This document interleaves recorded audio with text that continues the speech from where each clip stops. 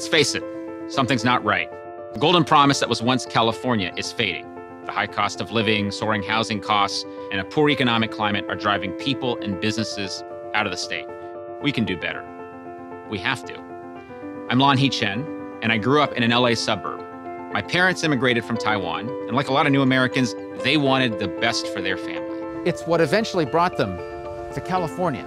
I went to a public high school here in Rowland Heights, and like a lot of other kids growing up in SoCal, I was a diehard Laker and Dodger fan, and still am. When I was 17, I left California and went to Harvard, where I went to college, and then got a master's, a law degree, and my PhD. After helping both Republicans and Democrats develop policies to address some of America's biggest challenges, like improving our healthcare system, saving Social Security, and growing our economy, I moved back to California to raise a family with my wife and our 2 kids. It's here where I've continued my work, teaching at Stanford, researching and advising on fiscal policies, helping to run my community hospital, and working with entrepreneurs to help them grow their businesses and create new jobs. Today, it breaks my heart to see the California I love failing to live up to its promise. That's why, with my family, I've decided to run for California State Controller. Why Controller? Well, the Controller is California's independent fiscal watchdog, the person who makes sure that taxpayer money, our money, is spent as we're told it will be. That's not happening now. In fact, the Controller can't even tell us where she sent over $300 billion in payments in 2018 alone. With my experience in policymaking and a strong belief in the values of fiscal responsibility, transparency, and independence, it's a job I know I can do well. For too long, the Controller has been a Sacramento insider, valuing partisanship over competence. The Controller has been beholden to other politicians, defending them instead of fighting for you. That won't be me. I'm not part of the one-party monopoly that has controlled Sacramento for too long. We're not going to change California by recycling the same old tired politicians from one job to another. Someone needs to watch out for you, the California taxpayer. We need new leadership that's not afraid to take on as much as $30 billion of fraud in our state unemployment insurance system. Russian mobsters and convicted murderers like Scott Peterson shouldn't be getting government payments while single moms in need go without. We need a check on the Sacramento politicians who spend first and ask questions later. I think the promise of California is still out there, but we're going to have to start fixing our problems soon for us to make sure that the California my kids see is as bright and promising as the one that led my parents to move here 35 years ago. Join me. Together, I know we can change California. Let's start today. 各位好，欢迎收看凤凰卫视每周台为您带来的天天话题之财经专栏。在今天的节目当中呢，我们特别为您邀请到的是加州主计长的候选人 Dr. Lan Hee Chen. Hello, Dr. Chen. Thank you for joining us today. Thank you. Good to be with you. Well, first of all, congratulations on your primary. And for folks that are not very familiar with your background, tell us a little bit about yourself.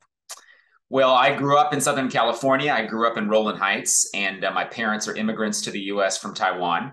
And I spent my childhood growing up in Rowland Heights in Southern California, and then went to Harvard and got 4 degrees from Harvard University, including my bachelor's degree, master's, a law degree, and then a PhD in political science. And then for several years served in the U.S. government. I worked for President George W. Bush on healthcare issues. I worked with Governor Mitt Romney when he ran for president. I was his chief policy advisor. And then after that, came back to join the faculty at Stanford University, and I'm a fellow at the Hoover Institution. So for the last 9 years, I've lived in the Bay Area with my wife and our 2 children. And I've been teaching public policy. I've been researching public policy. I've also started my own small business and been involved in investing in other businesses as well. So my background is in a little bit in politics, a little bit in policy, a little bit in academia for the last couple of years. And now I'm running to be the next state controller of California. Wonderful. Now I want you to take us to the moment when you decided to run for controller. Why do you want this job? Well, growing up in California and seeing the California that we have today, I look and I see major differences. The California that I grew up in was a place of great opportunity. I think about my own parents coming to California and the reasons they came. And now increasingly, people are leaving California. They aren't coming to California to build businesses and make lives anymore. Instead, they're looking elsewhere. They're looking to states like Texas and Nevada and Arizona. And so as I think about why we have this problem in California, one of the biggest challenges I think we have is that we don't spend taxpayer money in California very wisely.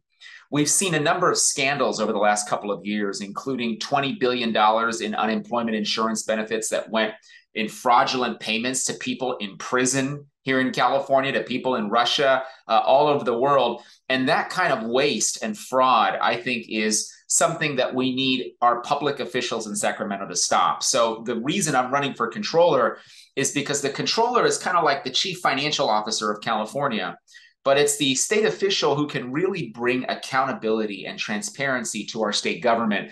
And so this is a very, very important role. It's not a role that reports to the governor or reports to anybody else. You actually are responsible only to the people, to the taxpayers of California. So for me, it's a very important job. It's one where I think we can make significant progress in improving the state. And that's why I'm so excited about this campaign. Now, as a Republican candidate running for this position in California is definitely not an easy task. How are you going to win?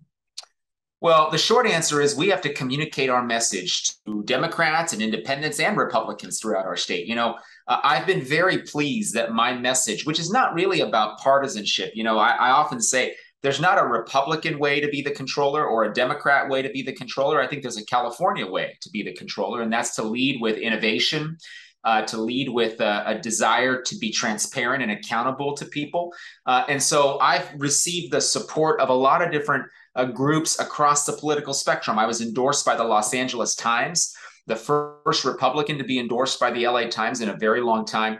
A lot of people don't realize this. I actually served in Barack Obama's administration as well. I was appointed not just by George W. Bush, but by Barack Obama as well. And that's going to help us to bring together support from across all different parts of the political spectrum. But Aini, let me just say one other thing, which is I think one of the things that's really important in this campaign is to mobilize Asian American voters, whether it's from Chinese heritage or Korean heritage or Taiwan heritage or wherever they might come from, Vietnamese heritage. We believe that there is a coalition to be built in California that brings together Asian Americans and Hispanics and whites and African Americans. But more importantly, I think the Asian American population hasn't really been reached out to by too many candidates, obviously because of my personal background. Appealing to Asian American candidates, Asian American voters is very important. And so that is part of our campaign strategy, is to reach out to populations that Republicans haven't traditionally reached out to. And if you're elected, what are your priorities? You know, in California right now, we have so many issues. We have homelessness, education, inflation, and definitely COVID is not making things easier. So what are your priorities?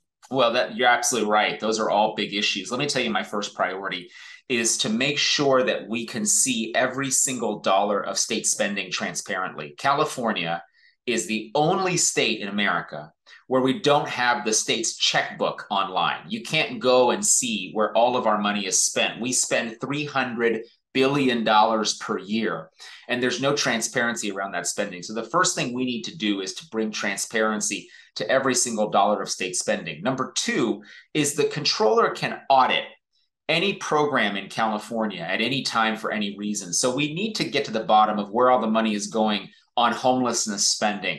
You mentioned our schools. You know, we're spending so much money on our schools, but they don't seem to be getting better. In fact, in many places across our state, the schools are not performing as well as they did 10 or 15 years ago. So we need to figure out with all of this spending why those problems aren't getting any better. Let me give you one other area, public safety. In too many parts of our state, unfortunately, the recent crimes against Asian Americans have become more and more visible. And at the same time, you have people out there talking about defunding the police. Well, I oppose that concept because I think it's very important that we understand exactly how it is that we're funding public safety, and we should be supporting law enforcement, not working against them. So I would love to bring true transparency and accountability and demanding results for our spending in all of these areas. And you know, the controller is actually a policymaker. How are you going to work with the Democratic legislature? I mean, people are always going to challenge you on your decisions simply because you're a Republican. Well, part of the reason why I think my candidacy is important is because we need to bring more balance to our state. You know, the entirety of Sacramento is run by Democrats. Everyone from the governor to the legislature, everybody's a Democrat. One of the reasons why a lot of Democrats and independents support me is because they want to bring balance back to the political system. They want somebody to be a check and balance on the rest of government. So while I think there will be lots of opportunities to work together with others, if they want transparency, if they want accountability, we're going to work just fine together. But where there are situations where somebody doesn't want transparency or they don't want to be accountable for the spending, then we're going to have conflict. And that's part of, I think, a healthy political system. So we'll work together where we can. But I'm also not going to be afraid to challenge people when they're unwilling to give us a true answer about where all the money is going, how it's being spent, and how effectively the money is going to solve or not solve these big problems we've talked about. Thank you, Dr. Chen. Let's take a break and we'll be right back. 那我们先休息下进入广告，广告过后呢，我们再来继续今天的天天话题，不要离开。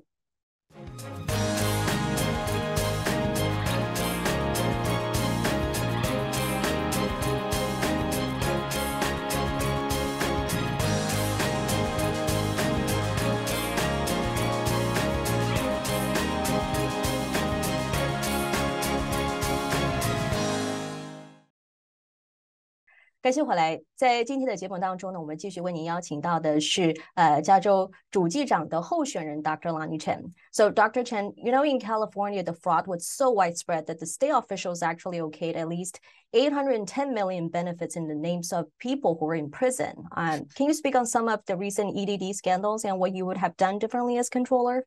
Well, we need accountability. We needed a controller who was willing to say, is this program operating the right way? Does it make sense? The reason that we sent all of this money to people who didn't deserve it, who shouldn't have it, is because during COVID-19, at the start of the pandemic, instead of figuring out who was qualified to get these benefits and giving only the qualified people benefits, Governor Newsom made the decision to give everybody who applied benefits. And the problem with that, of course, is that a lot of people decided to commit fraud.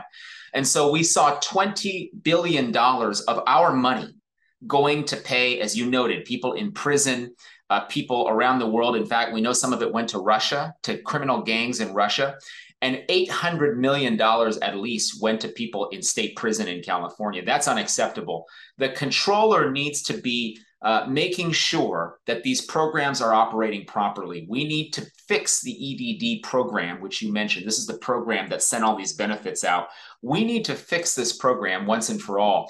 And as controller, one of my priorities is going to be to make sure that we actually get it fixed. We upgrade the computer systems that allow this to happen. We make sure that we put in place the right kind of eligibility monitors so that we're not sending benefits fraudulently to people. A lot of things we can do just by keeping a closer watch on all of this spending and where all of this money is going, and particularly the EDD program has to be fixed. I know you received a huge endorsement from the LA Times editorial board and are saying California needs a fiscal watchdog. What's your reaction to that? I was very pleased to have their endorsement, especially since they don't usually endorse Republicans. But, you know, it's just a very, very important argument that they made, which is that we need balance in our state. We need somebody to be a watchdog. I'm really honored. I have the support of 16 newspapers across the state of California, a lot of newspapers who don't traditionally endorse people who are right of center, who are Republicans. They all made the same conclusion, which is that California's spending is broken. We need to spend smarter.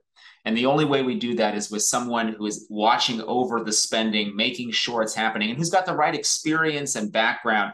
As I said earlier, you know, I think one of the things the LA Times noted is that I have a background in looking at large financial systems. I understand the issues that we need to solve if we're going to improve the situation in our state. So I'm very pleased to have their support and hope to have the support of other newspapers and people across our state as well. You know, I know you worked for Mitt Romney as his policy director and also served on the Social Security Advisory Board as an Obama appointee. Tell us about your experience working with the Democratic administration. Well, we worked very well together. My board that I served on, the Social Security Advisory Board, which I was appointed to by President Obama, is the board that oversees our Social Security program at the national level. It's actually a bipartisan board. So Republicans and Democrats have to work together every day. And I got along great with my colleagues on that board. We were able to advance solutions to some of the big challenges that the Social Security program faces. And one of the things I'm very proud of is my ability to work with people, whether they're Republicans or Democrats. I don't come into this role trying to get conflict against everybody. That's not my approach. My approach is to be tough, to make sure we're asking questions. But if we can work together with people, we should try to work together with people. But at the end of the day, California is in a big trouble when it comes to our financial situation. And so I am going to Sacramento to help fix the problems we have, to make sure that we leave our kids and grandkids with a better California, as I'm sure many of your viewers would love to be able to have. Now, how will you use your role as controller to help improve the lives of Chinese American residents living in California? Well, the most important thing is we need to figure out where all of our tax money is going. I talk to a lot of people in the Chinese community, in the Asian community, actually Californians across our state. And they all tell me the same thing. They say it feels like we're paying more in taxes every single year, but we're getting less and less. And I think that perception stems from the fact that government is not very efficient. It's very wasteful. And so one of the things that I can do for people in our state who are of Chinese background, or really any background at all, is to make sure that we are giving people full transparency into how the money is being spent. We also need to do a much better job of improving our education system in California. I know many Chinese Americans and Chinese background in California. They care about the schools. They care about the state of our schools.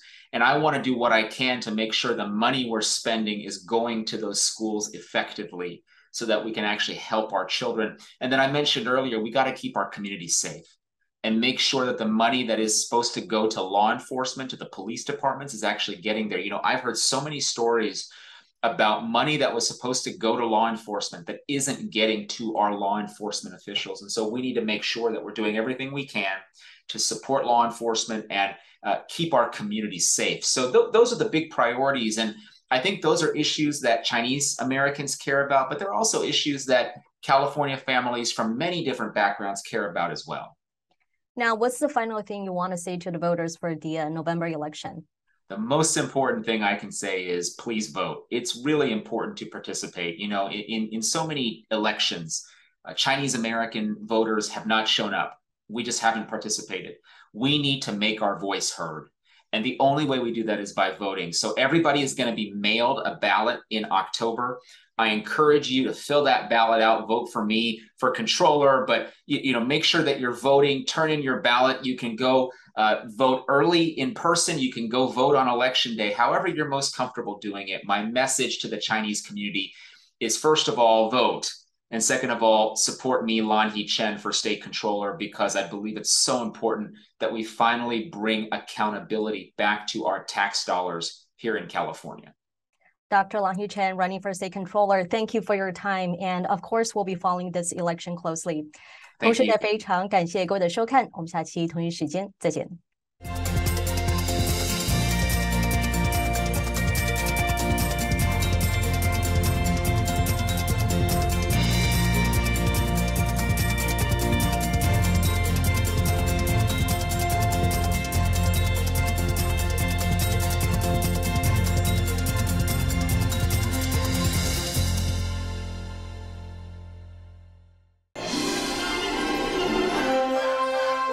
您正在收看的是凤凰卫视。